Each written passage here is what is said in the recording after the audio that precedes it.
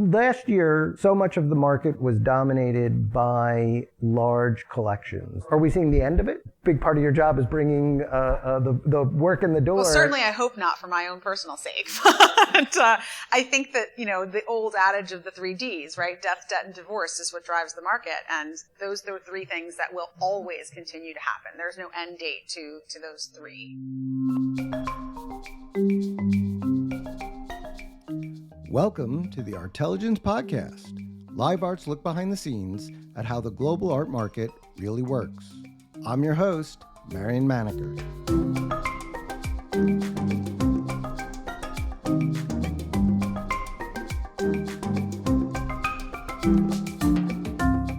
This podcast is brought to you by Live Art, the global art marketplace that puts you in control. Download the Live Art app to get all of the most relevant art market information, as well as access to exclusive private sales. Or visit us at liveart.io. This week's episode is an interview with Mari-Claudia Jiménez. She is the chairman, managing director, and worldwide head of business development, global fine arts, for Sotheby's. She came to the auction house from Herrick Feinstein, where she was a partner in the art and cultural property law practice. During her time at Herrick, she was involved in a number of important art restitution cases, including working with the heirs of Kazimir Malevich. She represented the Neue Gallery in their acquisition of Gustav Klimt's portrait of Adele Bloch-Bauer, and acted for the estate of Mrs. Sidney F. Brody when that collection was sold in 2010. That sale produced the then record price for any work of art at auction, which was, for Picasso's, Nude with Green Leaves and Bust. The interview was recorded at Sotheby's, which is next door to a busy hospital. If you hear sirens in the background, now you know why. I hope you'll enjoy it. Okay, MC Jimenez, it is great to see you. Thank you for taking the time to speak to me. Thanks so much. So I thought we could talk a little bit about 2021, because it's been such an extraordinary year in the art market. But to do that, I need to talk just for a second about 2020, which was also an extraordinary year in the other direction. But I think a year we thought was going to create all sorts of change. And I don't know about you, but I'm surprised that we're back with the same auction schedule. And I'm also surprised that we've had such a strong year. Did you guys feel coming into 2021 that this would be, as powerful a year as it turned out to be? I think we did, in the sense that we really felt that the disruption of 2020 was going to lead to even further innovation in the art market, and certainly at Sotheby's, because it created a momentum of change that was sort of like a train you couldn't stop at that point. There was this idea that the art market is so traditional and in some ways, many ways entrenched in the always traditional ways of doing things. And in 2020, you had no choice but to do things differently because of the pandemic. 2021 gave us the opportunity to really build upon that and get to the next level of transformation. And there were some moments within there that I don't think anyone fully expected. I'm particularly thinking of the Robert Colescott sale, which, it was priced very high, so it sounds like you guys were confident going into it that there was a market at that level, way above anything else that had been sold by him before. But were you prepared for it going to a major institution? I think that was always the idea, especially given the sort of socio-political moment that we were living in at the time that it was sold. It was a very perfect moment for a, image by a black, painter that was that powerful in its historical references to go to a major institution. So I think that was always the intention in the way that we priced it and the way we were thinking about that picture. So it went to the Lucas Museum, which will open, I guess, sometime next year. I'm assuming there were other institutions that you expected to be part of that, or were part of the bidding? Absolutely, yes. It was not the only institution vying for that picture. Maybe this is jumping ahead, but there are so many new museums around the world. There are private museums and all. How much of the expectation of the museum market is driving your business? I think that there was this thought that because of the changes in the AMD regulations regarding deaccession, that museums were going to be a major force during the pandemic. And certainly we saw a lot more museum deaccessions. But I think the museums that were in the acquisition, phase of their sort of campaigns were also thinking of it as an opportunity as well, not only to take on works that were from other museums, but also just to perhaps get in on a certain moment in time. Well, the art market, I think a lot of people don't understand, is a distribution market. The money is what catches people's eyes, but it's really about getting the objects in the right places. And one of the issues with deaccessioning is people make the rather erroneous assumption that somehow the work of art evaporates because it goes out of one institution and either potentially into private hands or into another institution.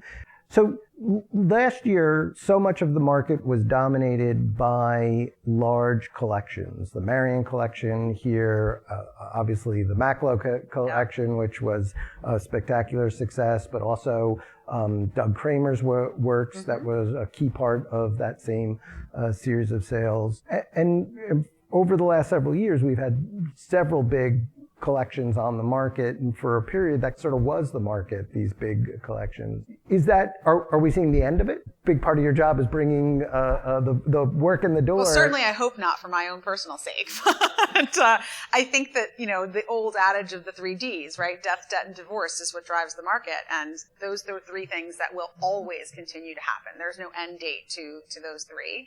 And as long as we are seeing, momentum in the market, you're going to have people who are going to be quite inclined to not fight the sale of an object or a collection when the time comes because of one of those 3 Ds.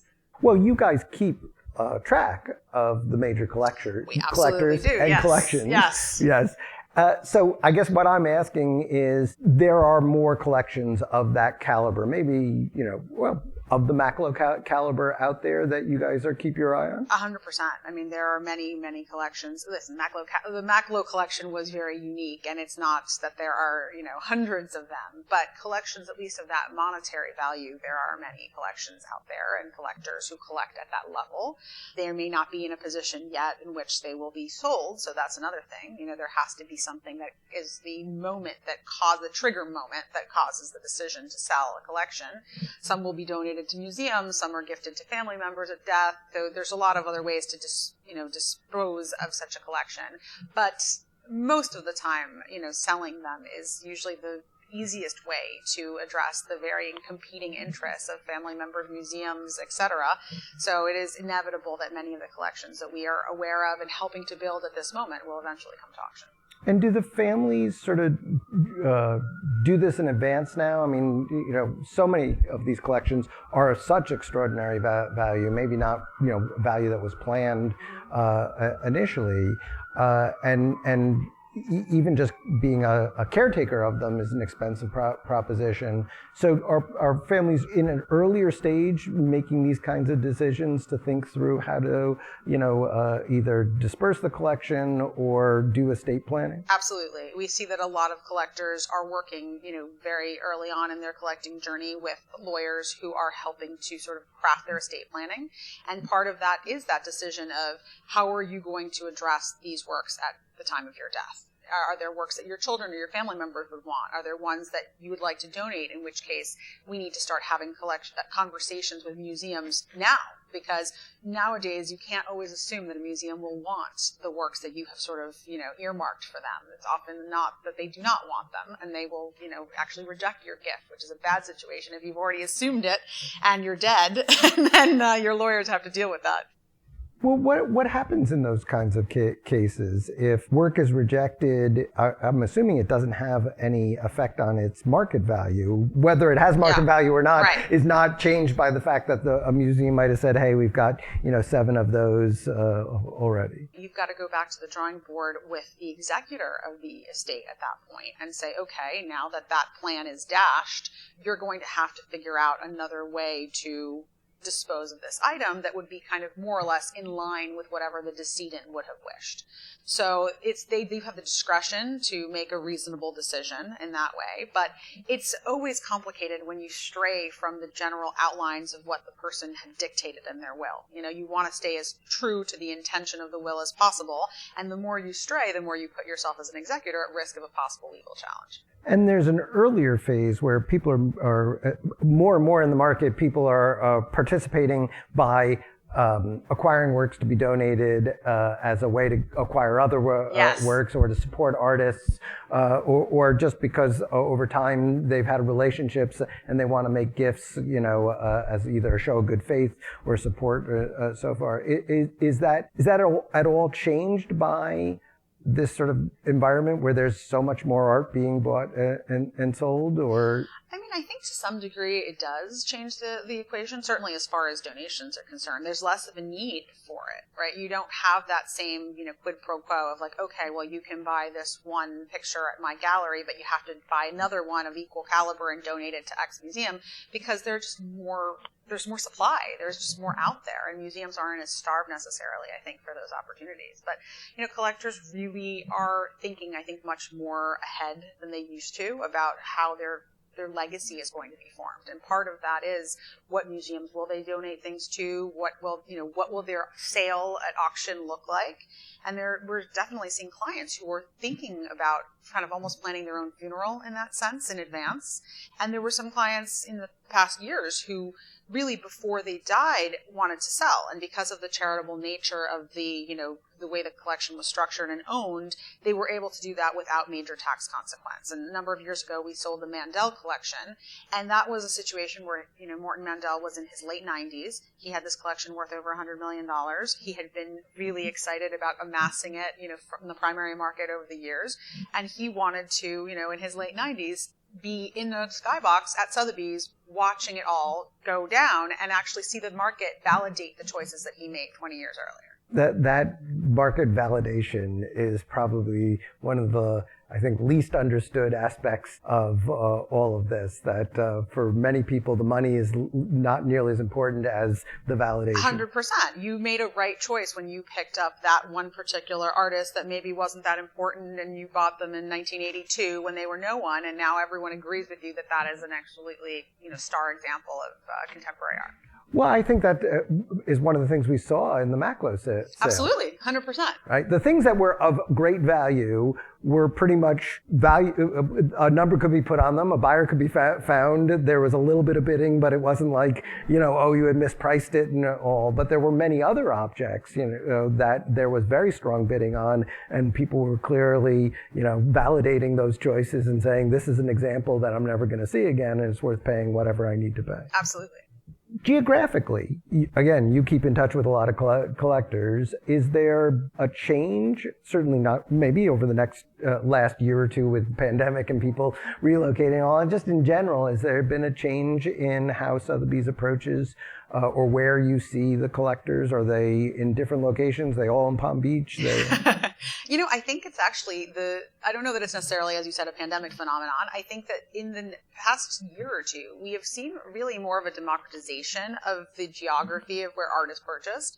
We are really seeing, 35% US, 34%, Europe, 35% Asia, in a way that I think in years past you knew where the sort of geography that was dominating that season was. I think that we see in certain sales or in certain moments a lot of bidding from one over another, but if you actually look at it in a kind of more global way, you're going to look at all of our sales and see that it's pretty evenly split, which is unique. Obviously everyone knows in the 80s it was all about Asia and Japan, and then it became the Russian oligarchs that were buying everything up. I think we're seeing a little bit more of a plateau there. And things moving sort of equally between different areas. Absolutely, yeah. And I think one of the interesting things, though, that is a little different is that we're seeing a lot of Western art do incredibly well in Asia, and in contemporary art, things that are in the past perhaps not the kinds of things you would think of as being Asian taste. The Hamilton Aphrodite is a fantastic example. There you go. I think that there are a lot of new collectors in Asia and who are just thinking about things very differently in terms of it's not their parents' or their grandparents' collection. They're thinking outside of their traditional, sort of geographic and historical contexts, and they're just, really opening their horizons to new opportunities. Just so the listeners can understand, the Hamilton Aphrodite is a marble statue, a Roman statue that was acquired by the Duke of Hamilton in the 18th century. So when the Grand Tour was at its peak, agriculture agriculturally wealthy British aristocrats were going to Italy and bringing home their canalettos and their statues, he brought this object. And then 100 and some odd, 40 years later, it was purchased by William Randolph Hearst, who's, enshrined in American lore and cinema as, the great figure representing all of those robber barons who bought up all the objects from Europe when America was wealthy. And so it's oddly fitting that in this day and age, in the 21st century, it should be bought by an Asian client for a large sum. Very large sum. $26 million. With premiums, yes. Going forward, having had this extraordinary year, what do you guys expect to happen in 22? Is it going to be a retrenchment? Starting our engines and it's going to take off from here? What are your expectations? I think that our focus this year, and I think it will most certainly be our focus next year, is this balance between the digital and the physical spaces and experiences. Because we're still not out of the pandemic. We are still very much in the midst of it, especially right now in December. So we're thinking about how to transform these opportunities into, sort of a more fluid ability to bring our clients in either virtually or physically into our spaces to have the experience of the artworks that they're perceiving in exhibitions or in looking at a virtual catalog. All of that, I think, is going to further grow in terms of especially our technology and how we engage clients with objects, as well as the actual physical digital auction hybrid live stream experience. Is it essential for a client? It used to be, even 5 years ago, to get a client in front of a picture. If you were the advisor, if you were the auction house, you needed to get them in the room. Now it seems like for many classes of objects, if they are familiar enough with them, sales can take place without their actually, having seen it. Absolutely. And that's something that has really grown enormously during the pandemic. Before the pandemic, our online sales, you would sell things occasionally for $1 million or so, but, not that often because people really wanted to see the object in person. Now I think there's been obviously we've been unable to show things in person until very recently, where we've now become much more able to let people in our galleries. But there's just this idea that clients were trusting of the connoisseurship of the, specialists that they were working with and their judgment and their taste. And, we can really virtually do a lot in terms of doing virtual walkthroughs, really close 3D, high definition photography. So anything the client needed to feel comfortable that it was what they were looking for, coupled with that expertise and specialist reassurance, in many cases is actually all that many clients need. So is some of what you're doing there to do that sort of hybrid thing, taking very high resolution photographs so that someone can pore over that whether it's, in detail on their phone or on a large screen? Exactly. And when we're selling 3D objects, which I think is where it's even more tricky to not see it in person, we've even been experimenting with some, hologram technology, 3D technology, where you can actually online, when you're looking at the catalog, spin the objects around and actually get more of that experience of them in the room. We use a lot of, augmented reality and AI type of experiences where, you can place the object on your wall. And that's all helped a lot in terms of giving scale and just giving a sense of this is what it would look like, which, as you know, in days of old and even now, for the right clients, we will absolutely bring that piece to them, and it can have a sleepover in your living room so you can see what it's like. I was just thinking of the number of specialists who told me stories about having to grab a little Picasso, get on a plane, bring it to a client's house and find something to do for 6 hours while they sat there. Exactly. Exactly right. While the client sort of gets to know it a little bit better. So that's still going to happen. That's still going to happen. Obviously there were a lot of restrictions on it happening recently, but now that we're able to travel much more freely, that will continue to happen. But it's sort of hit or miss whether someone requires that. I think what you're saying is not everyone needs that anymore. And there are still, certain jurisdictions or geographies where we can't get to, because, for example, Asia, it's very difficult for us to travel to Hong Kong right now from the States. So for us to send something and have a person go with it would be a little hard. So in general, we're relying on those technologies a lot more. Other predictions around all of this?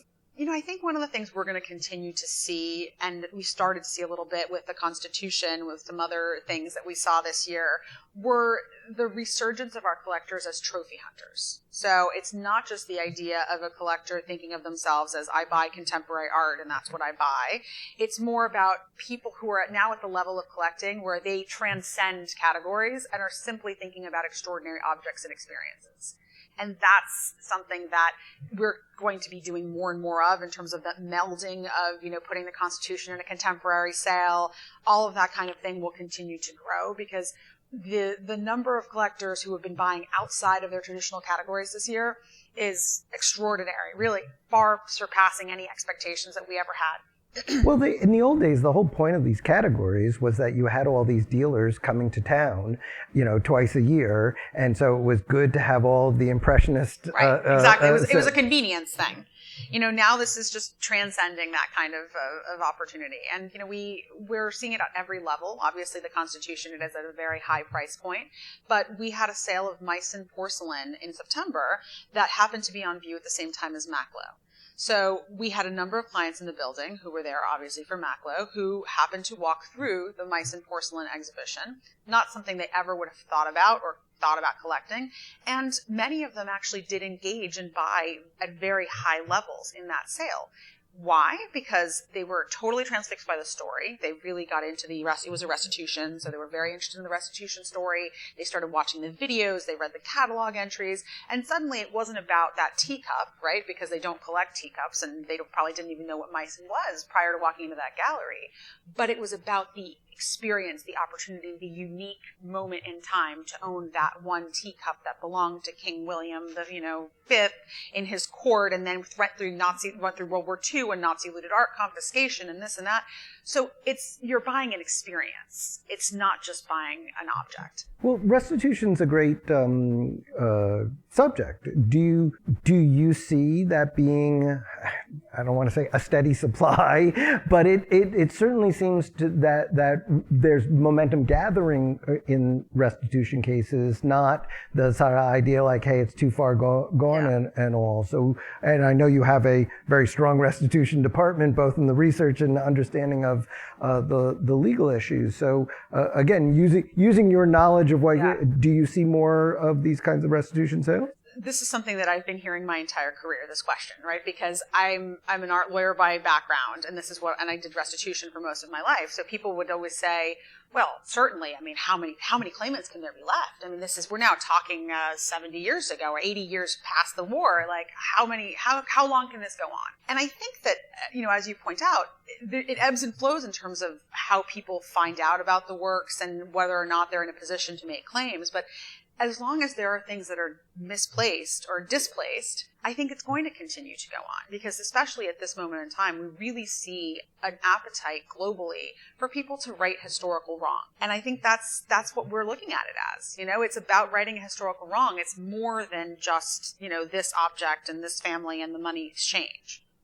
That's an excellent point. There is so much of a broader theme about equity in the world that it does give more impetus. And I think there's also the institutions are under more pressure than individuals. Still plenty of places where there's... Absolutely. Especially, from an ethical perspective, right? Because in Europe, there are both legal and ethical reasons to make right because of the way that these restitution committees have been formed in the various countries. The United States has never felt themselves to be connected to this, because they obviously were not part of the looting of these objects. So they've always felt themselves to be another aggrieved victim in a way, right? So all of the American museums, the Norton Simon being one of the most famous, has always felt that they, really they don't have a dog in this fight. They're a victim too. Like, why should they return this? And I think that's something that we'll also see start to change a bit more. There's a bit more public outcry and outrage that might be listened to. And I don't want to say they're hiding behind the idea of public trust, but part of their position is like, we're already here as part of the public trust to steward these objects. Somehow removing them from us doesn't really serve a purpose, except it serves this purpose of righting the wrong. Absolutely, exactly right. Do you have other predictions? The other big prediction would be relating to Asia. And I think it has a lot to do with what we were talking about earlier, which is this idea that Western artworks are going to continue to be a major focus for Asian collectors, and specifically for the market in Asia itself. Just this year alone, I think the record for the highest price ever paid for a Western artwork in Asia has been broken 3 times. And I think that's a notable statistic, because it's just going to keep happening over and over again. It's not going to become an anomaly that a Western artwork sells for $25, $35 million. It's going to become the normal thing that happens in Hong Kong as often as it does in New York or London. No, well, we have some significant guarantors who are domiciled in Asia.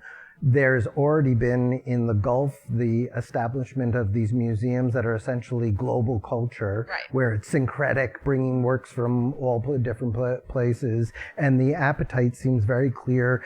So many of those collectors started out repatriating Sino-French artists, Chinese artists who had gone to live in France pre-war, World War II, and stayed there. And part of their experience is actually creating the market for those, or the recognition of those artists. So it shouldn't be a surprise that they're also interested in the same modern artists from that same period. Absolutely. It makes perfect sense. And it's part of this sort of idea of the integration of art outside of its categories or silos. And I think that's something that Sotheby's has been really a pioneer of with the way we work with Latin American art. We used to have a Latin American art sale.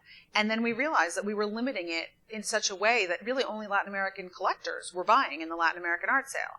Once we incorporated Latin American art into the broader canons of Impressionism and contemporary art, and people were able to see those Latin American artists next to comparable artists who were painting at exactly the same moment in time and part of the same movements, it totally changed the market for Latin American art. And I think that's exactly what's happening in Asia. You're looking at these artists in a bigger sense, not just as, that's sort of other.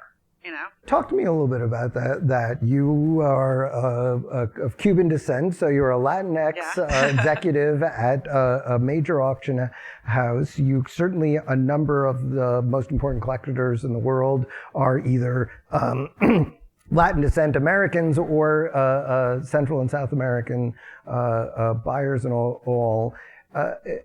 Just as your experience, is there because the art world is so global, has this, made your being Latinx relevant to the work that you do, your experience? So much has happened in the world the last couple of years about identity and diversity. I don't mean to make you a poster child for it, but it is part of your experience, and it's worth getting a chance to ask you. If anything else, I think it just speaks to diversity of perspective, and I think that certainly when it comes to conversations about integration and things of that, I think I do have a unique, position from which to look at and opine on these issues. Just because, I think that there are a lot of things that sometimes get lost in translation, and people think that, just because you are of a particular ethnicity that you would want this to be a certain way. And I think there had always been this idea, almost perhaps a little bit like paternalistic of like, well, Latins would like to buy in their own thing. They want their own sale. And it makes them feel special, and they like the cocktail parties, and things like that. And I think that, frankly, that may play onto some truths, but at the same time, it wasn't doing the market any favors. And, I can't take credit for integration. That wasn't something that I was directly responsible for, but I'm a huge proponent of it, because the minute it was something we started to do, it was game changing. And it was something that I always internally, as both, prior to coming to Sotheby's and being at Sotheby's, thought to myself, why do we have to have this Latin sale? Like, these are works that should be part of a bigger world. And that sale encompassed some very different categories. The colonial, absolutely, from the colonial all the way to the most contemporary works that are now type of works. So it really doesn't make any sense to lump them together. But I think this is something that we're going to see in a much broader way beyond Latin, right? The integration began with Latin, but I think that this is just how people collect. Collectors collect in a way that it reflects their lifestyle, and it's not about like this very strict category. If you look at even something as traditional as Chinese works of art, there are pieces of Chinese works of art like Chinese furniture, which could be a piece of 20th century design in its minimalist aesthetic. And when you're thinking about it, really strictly as, well, I'm not a Chinese furniture collector, so why would I ever go to that sale? You're going to miss out on an opportunity of being able to really fulfill your aesthetic in a better way. You know, if you collect contemporary and have all these pieces of like Jean Royer furniture, you know what, that one piece of Chinese furniture actually might go quite well with the look you're trying to create and the lifestyle you're trying to convey. And there's also a tremendous interest among Chinese buyers for works of painters of the African diaspora. So we've got this wide range, mostly figurative painters these days, who are getting bought up as much or more in Hong Kong than they are anywhere else. Interesting you mentioned that. We saw a huge influx of Asian collectors for Latin American works when we did the integration. And one work, I mean, obviously there's a connection, but Wilfredo Lam, the Cuban artist, is part Chinese, half Chinese. So that was something that also connected. And there's nothing Chinese about his artworks. It's actually really Afro-Cuban in origin. But the fact that he is a half, Chinese-Cuban artist was interesting to them. So there's all sorts of other reasons for them to look at these works, even though they probably never would have thought too much about them had they not been exposed to them in another context. So I don't want to keep you too long, but the last thing is to ask you a little bit about, there's been a broader strategy at Sotheby's to sort of expand into Sotheby's as a luxury, I don't want to say retailer, but maybe as a retailer. And you now sell a broader range of valuable objects, some of them, vintage or historical, some of them new, in partnership with luxury brands and all. One, I assume that continues and is sort of part of the way forward for the organization. But does that have an effect on what you do? Are you involved in that part of it, or is the sourcing for the major auctions strategically related to the broader strategy of luxury? Well, luxury is a separate division at Sotheby's. So it encompasses both the auction of luxury items, like, jewelry and all of the other categories, wine, etc., that we auction off, but it is also part of our retail strategy. So luxury actually has both of those arms, and then so does global fine art. So as part of our kind of marketplace opportunity, where you can walk into Sotheby's at York Avenue right now, you will see that there is essentially what we call the Emporium, which is a store, and that store, which you could pay with a credit card and walk out with a little bag with an object for immediate satisfaction of your desire to purchase something, encompasses both fine art, furniture, as well as luxury and, the more traditional goods. But this idea of kind of having more of this retail experience obviously is more driven by luxury, because they're the types of objects that people would maybe buy on a whim, in a more spontaneous way. And I think it's part of our focus now, part of our new leadership, and also part of the sort of 2021-22 drive towards throwing out the rule book and not thinking about what is an auction house traditionally, and thinking of ourselves as a global art business, a business that is very focused on luxury experiences of all kinds. And that means, the purchase of incredible works of art, incredible, historical objects, a great pair of really cool, unique sneakers, a purse, like everything under the sun. All right, last question. You brought up the luxury experience, and I would be remiss if I did not reflect back on last year. You had this sale in Las Vegas with the contents of the Picasso restaurant, and I know that is a bit of a unique situation, but it certainly seemed that having a sale out west that was an event in and of itself was a great opportunity to do some of the things you just talked about, of like bringing things together and having collectors run across things, or because they were there just feel more, inclined to participate and all. Is that something that you can actually plan for? Is it something that you can only do if the right conditions apply? I mean, I think it's a little of both, right? I think that we can try to open our eyes to those opportunities more, where in the past we might have been like, no, that's not for us. That's not a Sotheby's thing. We wouldn't take a, auction on the road to go to a casino. That sounds so not us. I think that part of it is having the aptitude to be open to opportunities. But then there are also some things that are very unique, right? The contents of the Picasso restaurant are not going to be sold, on a yearly basis. So that, of course, is going to be much more of the moment. But I think that it's also part of our strategy of thinking about, cultivating new clients and thinking differently about who the Sotheby's collector or client is. We have 43% of our clients in every sale are new to us. That's an extraordinary number. 43%, completely new collectors. It's going up to that level? Yes. That is the number as of this moment. So that's a great opportunity. And I think for us, Las Vegas was a great opportunity to reach perhaps more of MGM's crowd of ultra high net worth people who have certainly the means to buy at Sotheby's, but never thought of themselves as art collectors. And we saw a number of works that were, sold in that MGM auction going to people who were not traditional Sotheby's collectors. I know it's not something you can count on all, but that really was an eye-opening event. When you first saw it, you thought, "Wow, this is risky." Yeah. Who don't know what you guys know about how things can go wrong, imagine there were so many ways that it could go wrong. And what was impressive was how right it went, both in what was visible, the people watching the auction, but clearly from what I've discussed with some of your colleagues, what took place, and others, some of the people who were guests there, what took place in Las Vegas. It seemed like sort of the ideal environment that you're trying to have that luxury experience, and coming up with different ways of presenting that to people seems, both the challenge and the opportunity. Absolutely. And I think the hallmark of the new Sotheby's, if we want to call it that, is this idea of taking really calculated risks that can, change and transform the market. And I think that's what we've been doing and will continue to be doing in 2022. That sounds like the perfect last word. Thank you so much, Mari-Claudia. Thank you.